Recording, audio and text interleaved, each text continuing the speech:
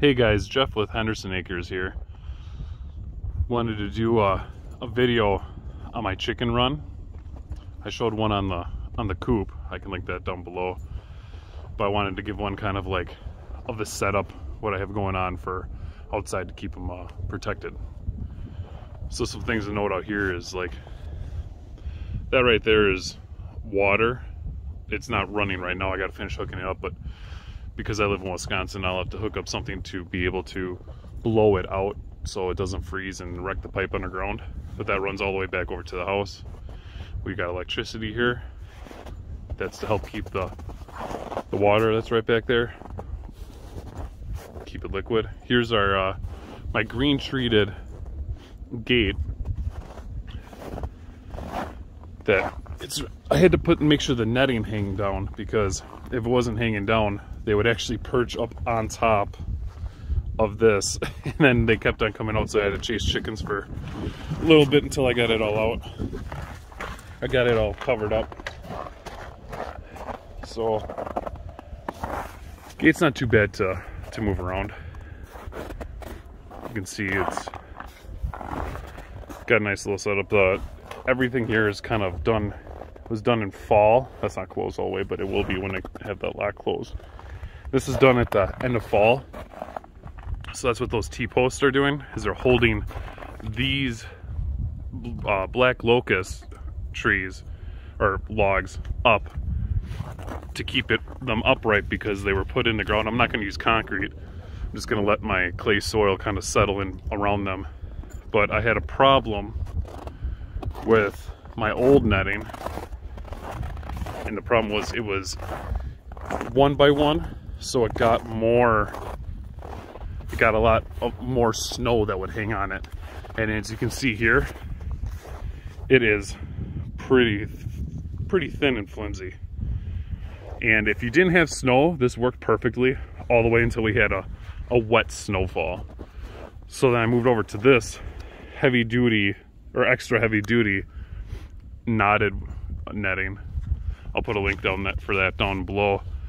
But it holds a lot more. I think it's like burst strength is like 300 pounds or something like that. And this has had zero problems. Also because it's bigger, it's 2 by 2. It actually doesn't hold as much snow either.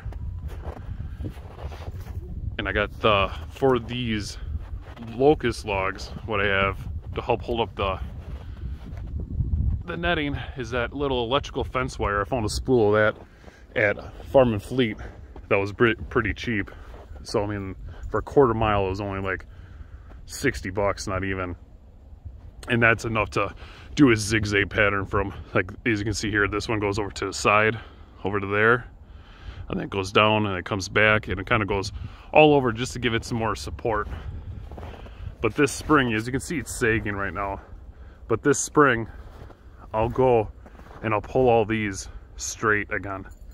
Because with that heavy snowfall, it just pulled all of the netting and all the poles right in. I mean, the netting was touching the ground. They're about, the poles were 12 to 14 feet long, and they're buried about 2 to 3 feet deep. And then I got, good morning, Godzilla. And then I got a little bucket right there, little rubber tote that we put in some chicken scraps in there, or kitchen scraps in there.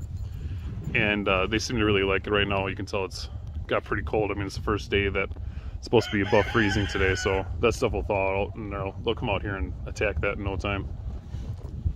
These things right here, I made these when they were little chicks, and it was to keep them kind of occupied when they spent the first week inside the chicken coop.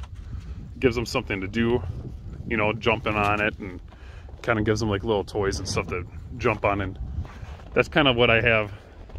Multiple stuff here, like this right here, just the outside little roost bar they can go up on, just to keep them a little bit entertained outside.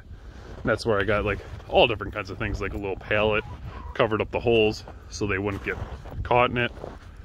I left, instead of trimming off where I hang my calcium right there, my thing to believe it's oyster shells. Instead of trimming it off flush, I leave her like that, and during the summer they'll go up there. Also when the snow melts, they'll go up there. And anywhere that there's a place that chicken can go on top of, they'll go. Like, they'll be up here probably later this week when it gets above freezing. And then same thing with right here, those white boards. They'll jump up on there, sit out here in the sun, which they really like. Then to utilize all my space, I have underneath the chicken coop, I have it raised about 2 feet off the ground. And then that has hardwire cloth around it.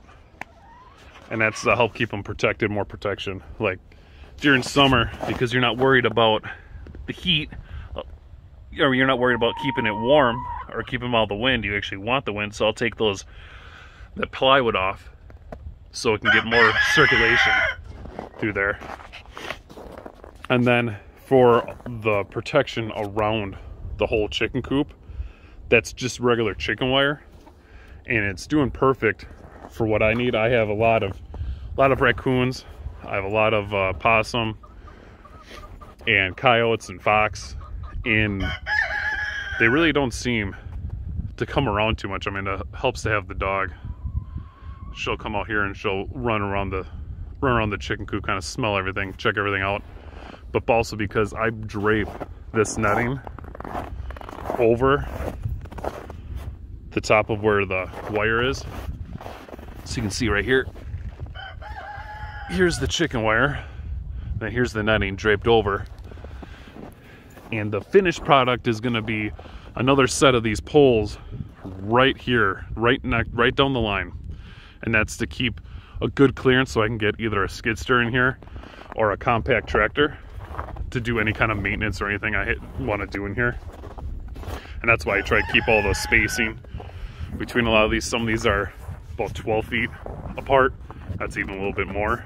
But when it's when spring comes and I straighten these poles out and cement those or secure them a little better, then the ground will kind of compact around there and hold it down and make it so it stops shifting around.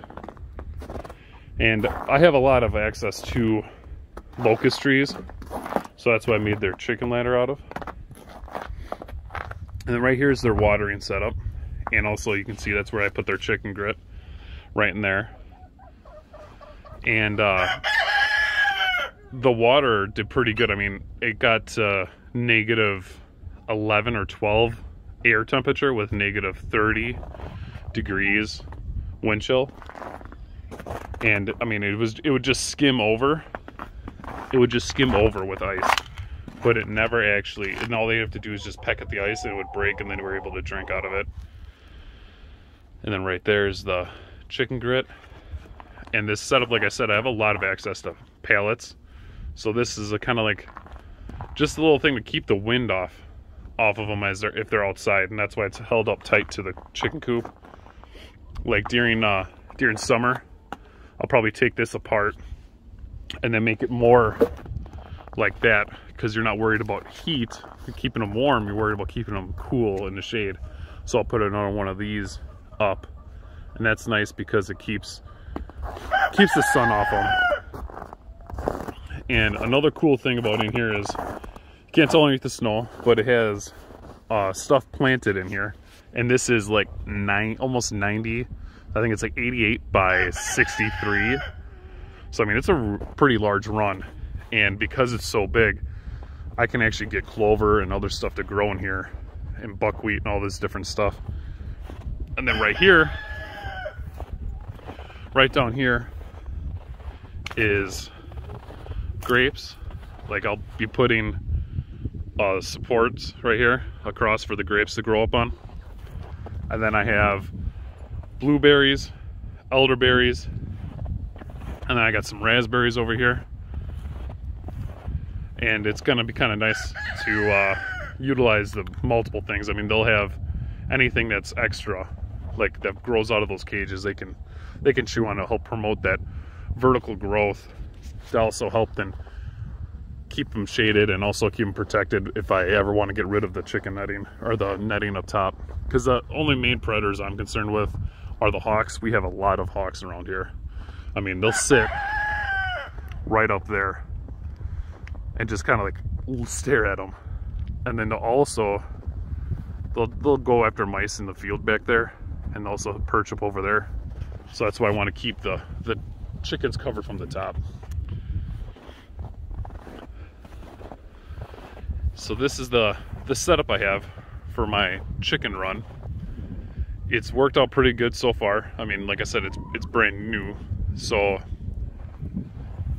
I've always got little things to tweak. So I got to finish up like setting more poles and everything, but trying to keep the costs down and also just use some of the stuff that otherwise would just be thrown away.